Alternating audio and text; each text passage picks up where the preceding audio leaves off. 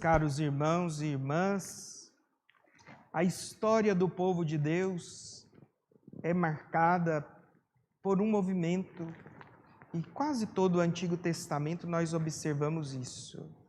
Esse movimento é a eleição de Deus, a aliança que Deus fez com seu povo, o pecado do povo que se afasta da aliança que Moisés fez com Deus e a conversão.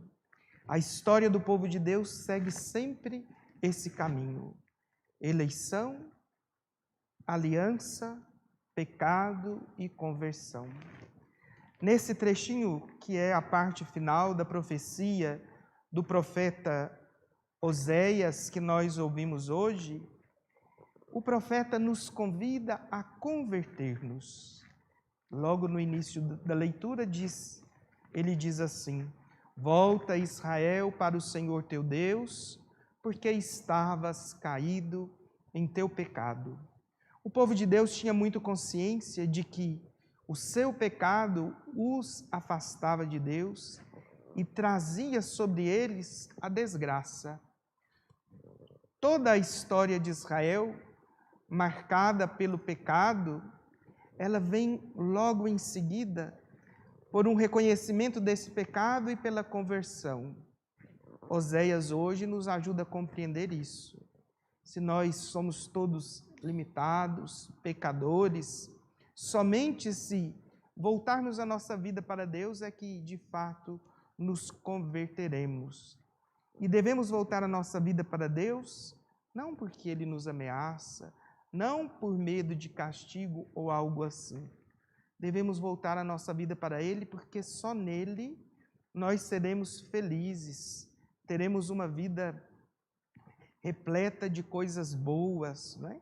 E aí a comparação que o profeta faz é como de árvores frondosas que produzem frutos, óleos perfumados, sombras acolhedoras. Nós teremos sossego na nossa vida e uma vida produtiva se de fato convertermos o nosso coração e voltarmos a nossa vida para o Senhor. O homem sábio é aquele que sabe reconhecer os seus limites, mas é também aquele capaz de perceber que somente em Deus a nossa vida tem sentido. Somente procurando voltar àquele que nos criou é que nós seremos capazes de ter uma vida frutífera, que produz frutos de bondade, de amor, que serão espalhados pelo mundo onde nós estamos. Esta vida aqui, para nós que somos cristãos, acontece no seguimento a Jesus. E é bem isso que Jesus nos fala nesse texto do Evangelho, um texto um pouco apocalíptico. Jesus alertando aos seus discípulos sobre tudo aquilo que deveriam enfrentar por causa do Evangelho e por causa dele, mas gostaria de chamar a atenção sobre 2 pontos desse Evangelho.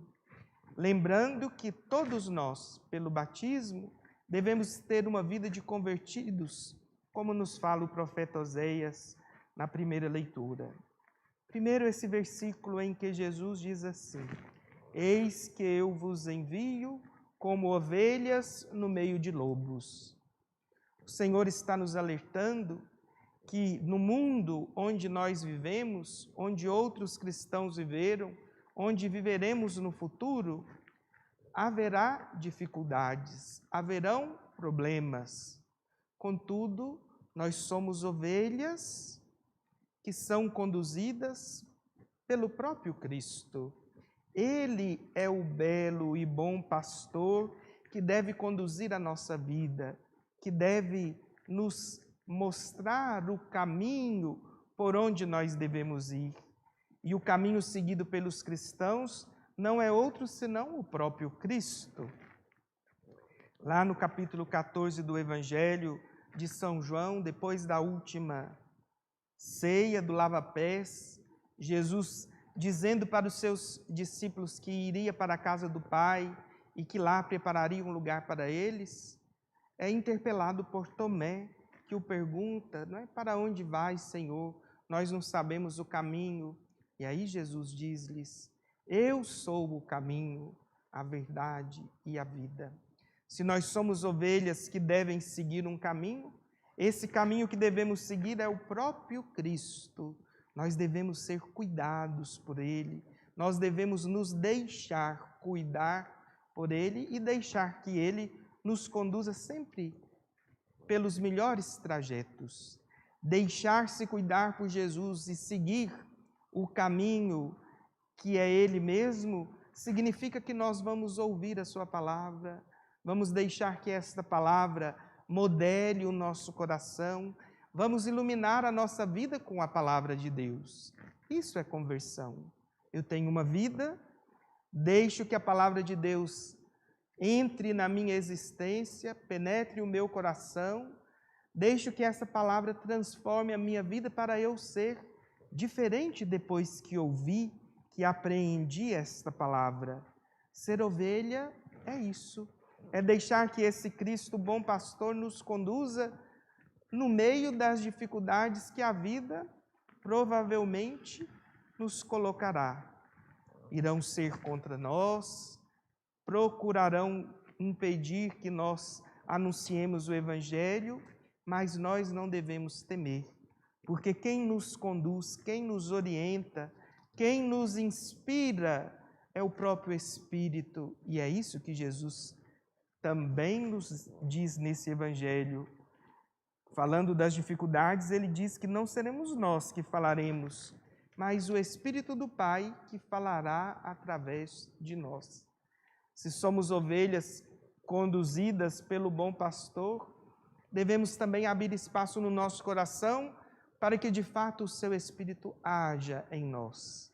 E aí essa intimidade com Deus, essa intimidade com a Trindade, nós conseguimos através da vida de oração, através de nos colocarmos de fato diante do Senhor com o coração aberto, mostrando para Ele quem nós somos, reconhecendo do barro que nós somos feitos, mas deixando que Ele nos modele, nos conduza, nos mostre o melhor lugar e o melhor jeito de agirmos.